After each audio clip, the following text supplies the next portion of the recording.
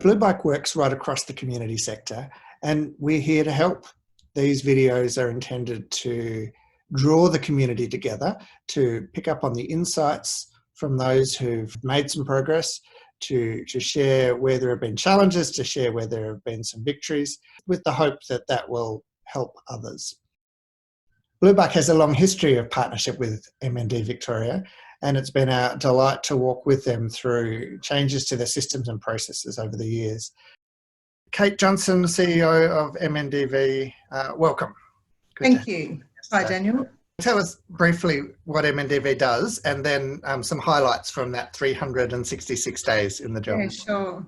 So MND Victoria provides support, care and advice to people who've been diagnosed with motor neurone disease, as well as those around them impacted by the disease. We have advisors and support coordinators who are that direct link to the person with MND and their family, and they provide support accessing the NDIS, accessing aged care support, referrals to other services, and they're just there as the person to walk alongside the family as they journey through motor neurone disease.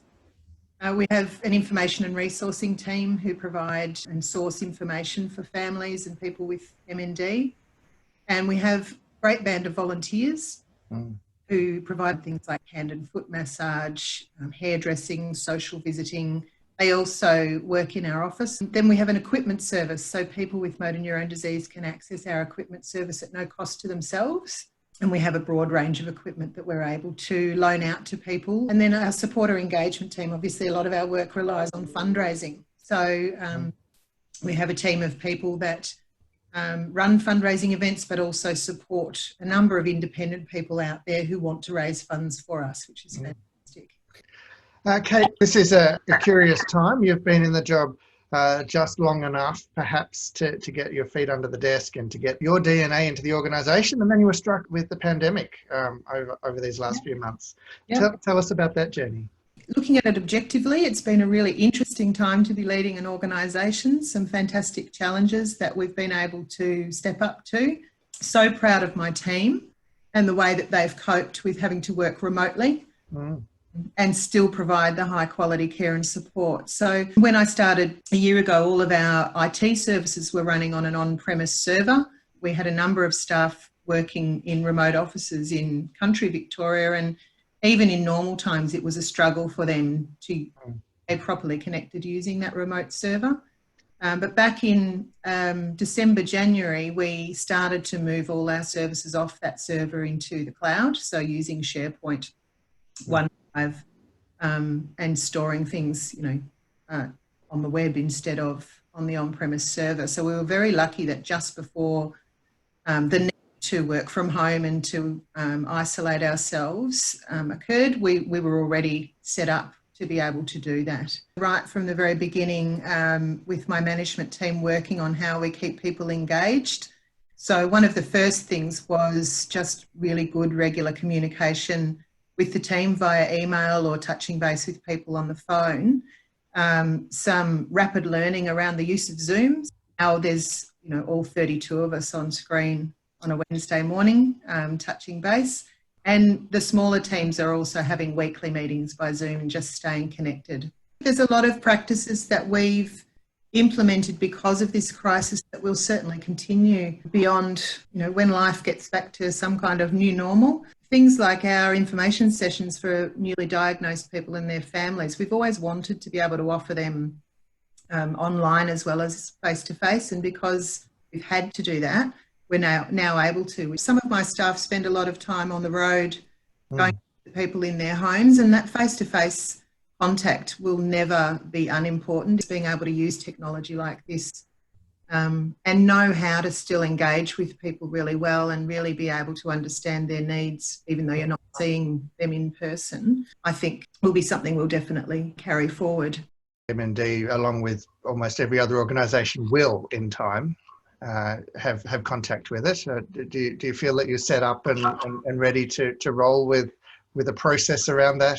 For our staff, we've divided into two teams. So where people are coming into the office, there's two separate teams that never come into contact with each other. So should someone become unwell, we know that half the staff haven't been in touch with that person. The first couple of weeks, probably productivity was down a little as people were getting used to working from home. Some of my staff have children who are doing their schooling from home. Being able to give flexibility to our staff, those who are part-time, to be able to perhaps spread their hours more across the week so they've got more time each day, the things they need to do. My message to my staff throughout this has been, it's absolutely okay to let us know if you're not okay.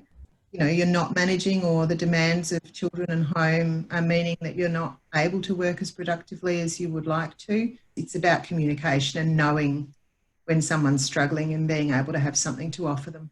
From a staff engagement and support point of view, I've been talking to my leadership team because they've had some great ideas about things that we can do just to keep staff morale up. One of the things that's emerging as an issue, of course, is as people with MND pass away, the issue of not being able to be with people in hospital or in aged care, the issue of not being able to have more than 10 people at a funeral. So grieving and bereavement is quite different in the current situation, and we're looking at how best we support the families and our clients through that process in this, unusual situation. Communication, both with our clients, our families, our volunteers and our staff, has just been absolutely key. Just that regular communication, even if you don't think you've got anything to say, just for people to know that you're thinking of them, that you're, interested in how they're travelling, that you're there to support them is really, really important.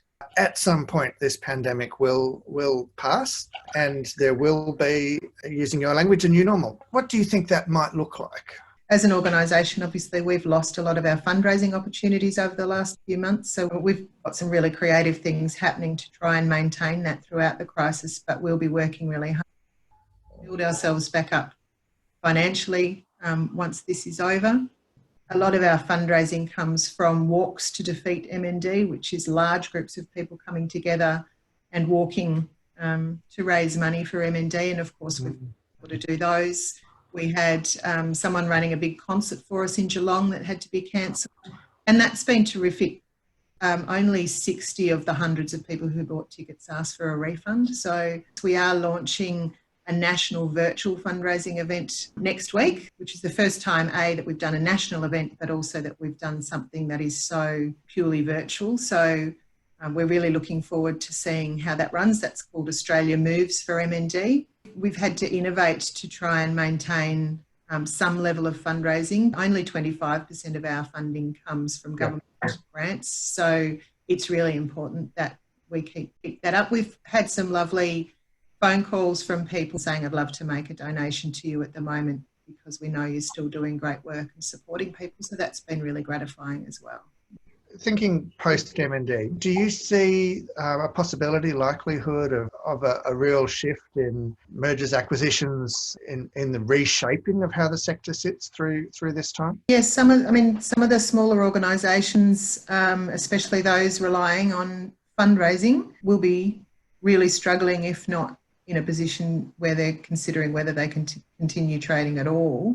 I would love to see the sector sort of come together to support each other, see the bigger organisations helping out the smaller ones to continue through, maintaining service provision and support and not losing that or leaving gaps in it. Having conversations with their partners in the sector, making sure they're in regular contact, talking about what they need. There are ways that bigger organisations perhaps can take over some back-of-house services for smaller organisations so that they're able to continue their service provision. It means that they need to be acquired by a bigger organisation or merge. Then having those conversations, and again, not doing that in a panicked way, but good communication and calm, planned transition. Some of it is looking at the trajectory that they were on before COVID and I guess doing some analysis of how they're going to come out the other side of it. If they were supported through this, what plans and strategies did they have in place prior to this crisis that may well see them